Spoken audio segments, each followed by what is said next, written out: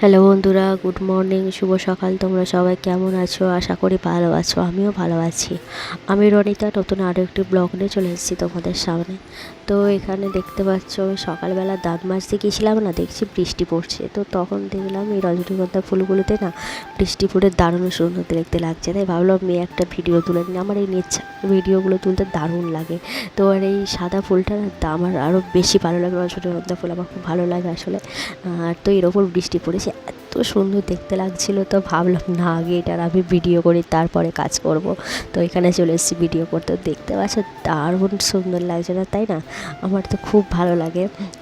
তো এখানে ভিডিও টিডিও করে এখানে তাঁতরা মেয়ে চলে এসেছি। এখানে কুর্নো কুটতে রান্না বসিয়ে দিতে চলে এসেছি। তো দেখতে পেয়েছ বৃষ্টি পড়ার পরে রোদটা কতটা জোরালো বেরিয়েছে। তো মনে হবে যে একটু আগে বৃষ্টি পড়েছে। তো এখানে দেখছি ভালোই রোদ বেরিয়ে গেছে। তো আমি ভাবছিলাম হয়তো যে বৃষ্টি হবে, মেঘলা আবার হয়তো কোনো বৃষ্টি চলে আসবে, বৃষ্টি হবে। তা মানে এই বর্ষাকালে না হঠাৎ করে বৃষ্টি চলে আসে। তো এখানে রান্নাটাও বসিয়ে দিয়েছি, কারণ বসাইনি, কুর্নো করতে বসেছি, কুর্নো করতে বসেছি, এখনও রান্না বসাইনি। তো আজকে শাক রাখাটা কি থাকে না একটা, তো ওই শাক রাখার জন্য নাকি শাক ভাজতে হয় নাকি করতে হয়। তো সেই শাক ভাজবো বলে এখানে শাক ভাজা হবে। আরও কী সব রান্না হয় দেখো, দেখা যায় কী কী রান্না করা যায়। তো ঢেঁড়স আলুর তরকারি করব, ভাবছি এইগুলোই করবো। আর মুড়িতে খাওয়ার আজকে আর অন্য কিছু করবো না, একবারে ঢেঁড়সের তরকারি দিয়ে মুড়ি খেয়ে নেবো।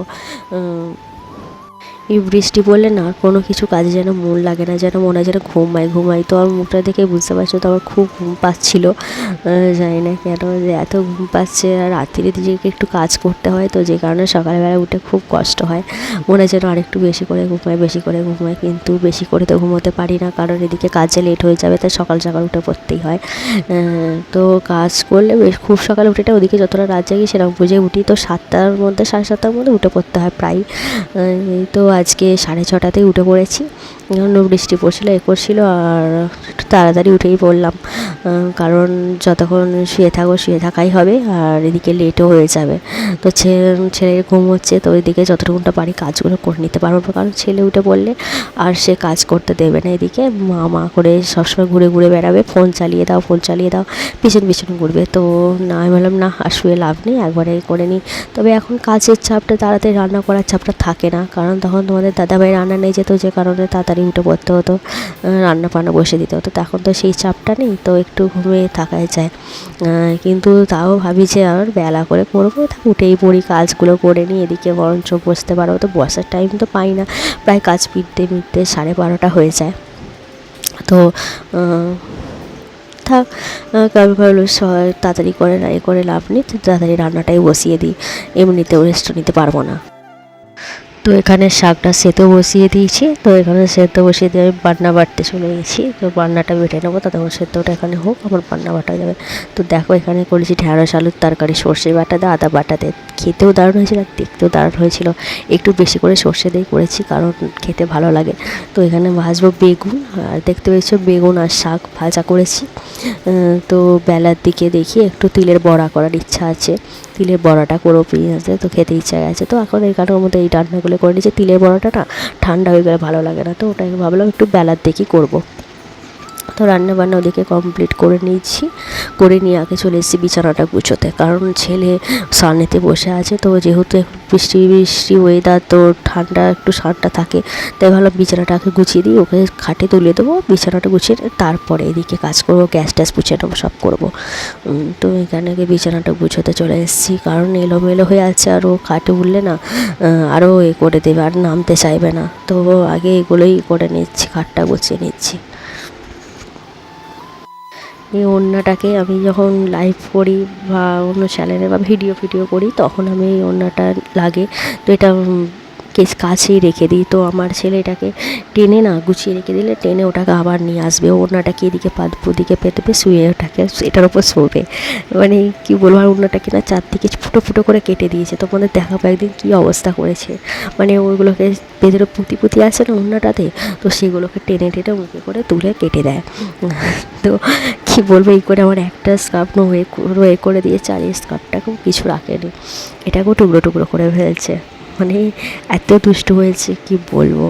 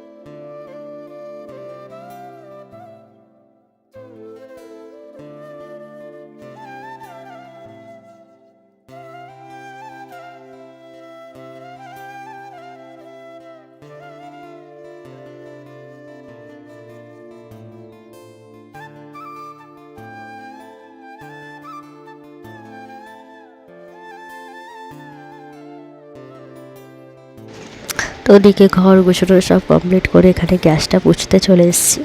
কারণ গ্যাসটা আগে পুছে নিয়ে আগে বিছানাটা গুছিয়ে দিলাম। বললামই যে আমার ছেলে এখন ফোন ঘাঁটবে, সামনে শুয়েছে, তাই আমি উপরে ওটাকে তুলে দেওয়ার জন্য তো ওদিকে এটা করে নিয়ে গ্যাসটা পুছতে চলে এসেছি। গ্যাসটা পোছা হয়ে যাচ্ছে এখন। দেখতে দেখতে পেয়েছো গ্যাসটা আমরা পুষিনি। তো এটা আমার ছেলে এখন আমাকে ডাকলো, বলছে মা আমার ফোন চালিয়ে দাও। তো চলে গেছি ফোন চালাতে। তো এই ফোন চালানোর সময় এইগুলো শুকিয়ে যাওয়ার এলাকা হয় যে সঙ্গে সঙ্গে না পুষে নিলে এগুলো গ্যাসের ওপর একটা দাগ মতো হয়ে যায়। তো ওকে বলছি বাবু তুই একটু ফোনটা দেখ, ঘুরে ঘুরে দেখ, আমি আসি, তো ওকে ছাড়বে না। তো আমি চলে গেছি ফোনটা চালিয়ে দিয়ে তারপরে পুষবো বলে।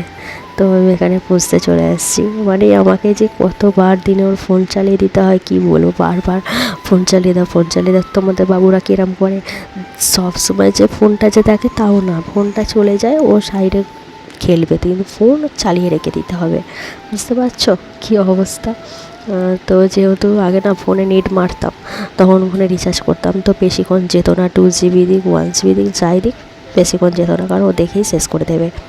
তো এখন যেহেতু ওয়াইফাই বাড়িতে লাগানো হয়েছে, তো কোনো অসুবিধা হয় না, যেটুকুন দেখে দেখে আমি দেখি ওর ফোন দেখে অসুবিধা হয় না। তবে ফোনটা ওর একটু টাচে গন্ডগোল হচ্ছিল, সেটা সারিয়েছি, কিন্তু তাও এখন একটু টাচের প্রবলেম, ব্যাটারি বেশিক্ষণ থাকে না। তো যা দিয়েছি নতুন ফোন তা দেওয়া যায় না, কারণ আমার ফোনটা মেসেজই দিই, কিন্তু ও ছুঁড়ে ফেলে দেয়, স্ক্রিনগুলো ফাটিয়ে দিচ্ছে, মানে অনেক জায়গায় চিরকায়ে দিয়েছে। তো ওকে আর ফোনটা দিন, ওই ফোনটাতে দেখে ব্যাটারি শেষ হয়ে গেলে ব্যাস চার্জাতে আরম্ভ করবে, মা ফোন দাও ফোন দাও ফোন দাও। মানে ওটাকে চার্জে লাগিয়ে তো আর বাচ্চা ছেলেকে দেওয়া যায় না, কিন্তু কী করবো, শুনবে না কথা। তো চার্জে লাগিয়ে মেসেজ দেওয়া হয়। এবার আমার ফোনটাও দিই।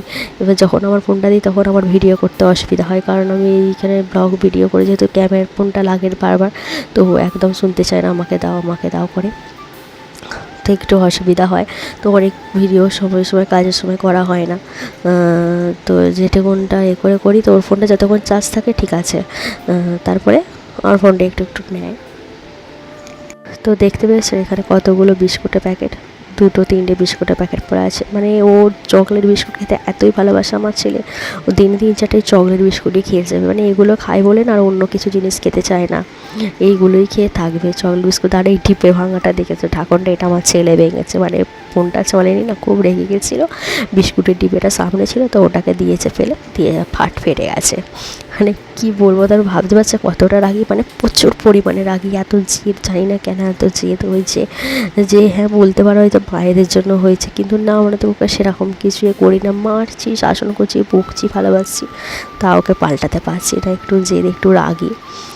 কিন্তু বাচ্চা তো কী করবো বলো, একটু এ হয়, বায়না করলে দিতেও হয় এগুলো, আর না দিলেও হয় না। আর বুঝতে পারছি এখন তো এই কাজ টাজ বাচ্চারা এই বেশি খিটখিট করলে না কাজ ফাজগুলো হয় না, যতক্ষণ শান্ত থাকার জন্য যা যা করা যায় তো সেগুলো একটু করতেই হয়, কিছু করার নেই। তো বড় হলে জানি না ঠিক হয়ে যাবে কি না, তো তোমরা একটু বলবে যে এটা কতদিন পরে যাবে। তোমার ছেলে তো এখন 4 বছরের হয়ে গেল, তাও এখনও শোধরাচ্ছে না, জানি না কবে কী হবে। পড়াশোনাতে তো মন নেই, যদি স্কুলে নিয়ে স্কুলেও যেতে চায় না, পড়তেও যেতে চায় না, জানি না কবে কী হবে। তো বাড়িতে পড়তে বসালে একটু একটু পড়ে, এটাই। তো আমি এখানে এগুলো পুষতে চলে এসেছি। তো এগুলোকে না একদিন অন্তর অন্তর পুষি, আর ভালোও লাগে না, জানো তো, এই কোমরে না খুব ব্যথা লাগে, এই করে না, তার উপর কাজ করতে আমি পারি না সব সময়। কিন্তু এই আয়নাগুলো আমার ছেলেই ধুলো করে দেয়, হাতে নোংরা হাতে আসবে, সেই আলনায় গিয়ে হাতটা বসিয়ে দিই, কাঁচটাতে গিয়ে হাত দাগ বসিয়ে দেবে, যেখানে কাঁচটা একটু পরিষ্কার করতে। আর মালপাড়াগুলো সেরকম ধুলো হয় না, কিন্তু তবুও একটু পরিষ্কার করে নিই, যাতে একটু ঝকঝকে থাকে। তো একবারে ধুলো পড়ে গেলে তখন খুবই অসুবিধা হবে এটা পরিষ্কার করতে, তাই এটাকে রোজে একটু একটু করে পরিষ্কার করে নিই।